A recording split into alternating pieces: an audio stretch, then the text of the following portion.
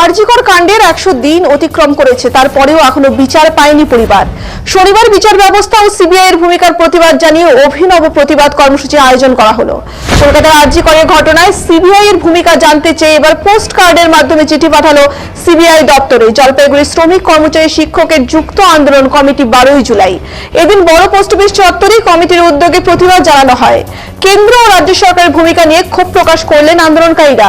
এরপর বড় পোস্ট অফিসের লেটার বক্সে সিবিআই এর উদ্দেশ্যে লেখা চিঠি দেওয়া হয়। এদিনের প্রতিবাদ কর্মসূচিতে শামিল হয়েছিলেন 12 জুলাই কমিটির নেতা কর্মীরা। 12 জুলাই কমিটির অন্যতম সদস্য বাণীব্রত সাহা বলেন, রাজ্য পুলিশ একজনকে গ্রেপ্তার করেছে আর কাউকে গ্রেপ্তার করতে পারেনি সিবিআই।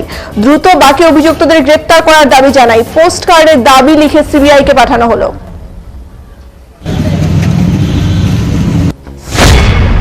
আমরা হচ্ছে শ্রমিক কর্মচারী শিক্ষক যুক্ত আন্দোলন কমিটি 12 জুলাই কমিটি জলপাইগুড়ি। আমরা একটা কর্মসূচি নিয়েছি যে অভয়ার বিচার 100 দিন অতিক্রান্ত হয়ে গেছে, কিন্তু সেই বিচার এখনো যে গতিতে এগোচ্ছে তাতে এই বিচার প্রকৃত দোষী যারা তারা আদৌ শাস্তি পাবে কিনা এই সংশয় আজকে আমাদের মধ্যে শুধু নয়, গোটা পশ্চিমবাংলার মানুষের মধ্যে এই সংশয় দেখা দিয়েছে।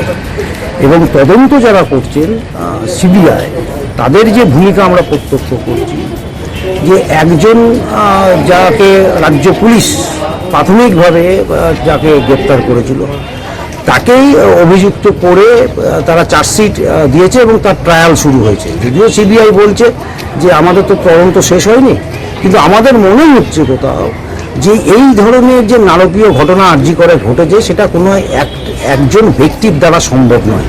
এটা একটা সংগঠিত অপরাধ, এর পেছনে বহু প্রত্যক্ষ প্রভাবে প্রভাবশালী মানুষ তারা যুক্ত আছেন।